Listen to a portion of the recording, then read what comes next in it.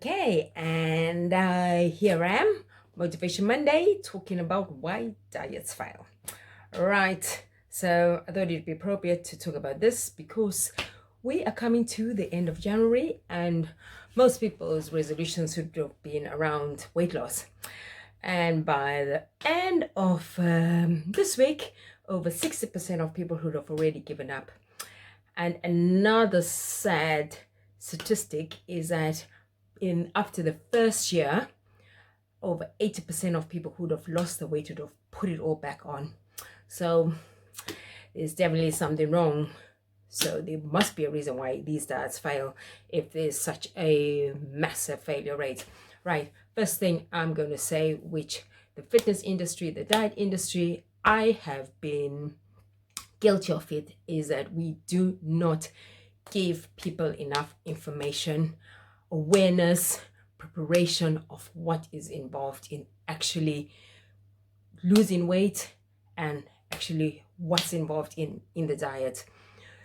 The thing is, everyone looks at this word diet and then think, oh, it's just something that you do for 2 months until the summer, or until you get your body for your wedding, or until you go away, whatever reason that you had. But if you look at it, if someone gives you a diet and say, okay, listen here, this is a diet that if you want to lose X amount of pounds, this is what you have to do. But if they told you that this diet, you have to do it for a year, if you see that diet and you know in your mind that there's no way you're going to stick to it, already that is a sure sign that you're going to fail.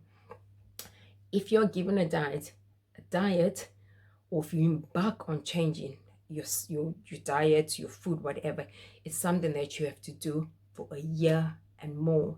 It's for life. The problem is that this word diet is used just to say, okay, it's for a short period of time, for 2 months, 3 months, maximum 6 months. Whatever changes you've made, it's a change that you have continued for the rest of your life. And that's one thing that's never told to people. And that's the reason why people fail, is the lack of awareness. So if you knew that what you have to eat now, you have to continue to for the rest of your life, you're more prepared. And then you're like, okay, when you hit that pothole, when you hit that hump, something goes wrong, you were informed that this is what is going to happen. This is what you're expected to do. What most people do is that they lose the weight, and the 3 months, 6 months, do all this restricted diet into whatever it is that they need to do, run like mad. And then from there, once they lose the weight, they go back to their old eating ways. So imagine if you're eating like maybe say 3,000 calories, and then now you're put on this diet, which is about 1,500. And then once you've lost the weight, you go back to your old ways. There's no way you can go back. A smaller body, there's less food. Bottom line, there's no way that you can continue eating the way you used to eat before. But that's what a lot of people are not told, to say that this is it forever. So again, lack of awareness, lack of preparation. And then another thing is, just because you're smaller or you've lost that weight, that does not mean that your appetite changes. You're still going to feel hungry. The hunger hormone doesn't change. It doesn't say, oh, you're tiny now, whoa, you're not going to be hungry anymore. Hunger is still there. So if you're prepared and you know that I'm going to be hitting this whole way, sometimes I'm going to be hungry, then from there you're going to put things in place so that you're able to deal with it. But then the problem is, because when that happens, you have one bad day, a whole weekend, and then you're like, toss this diet, I'm not doing this anymore. And that's how people fail. And then you think that actually it's your fault. It's not. That diet was put up to make you fail. Most diets are actually made for people to fail, so that people keep coming back and retrying and doing this. The diet industry is a massive, it's $1 billion industry. There's just so much involved, and they don't give you all that little print to say, okay, there's that you need to do. And then you think you're failure. You're not the failure. But if you're aware, you absolutely know that this is what else is going to be involved, you're going to prepare yourself. It's same like people who climb Mount Everest.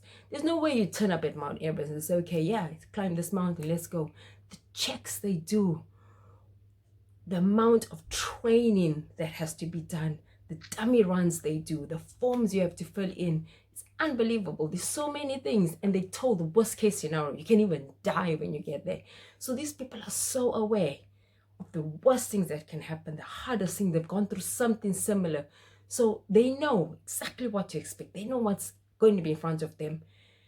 It's the same thing with dieting. There's no difference. If you are aware to say, okay, these are the hurdles I'm going to endure, you go in there prepared, you go in there knowing, okay, I have to do this, I have to do that. And then that's how, even if you get a little setback, you're expecting that setback. So it's like, yeah, okay, yes, I know this is going to happen.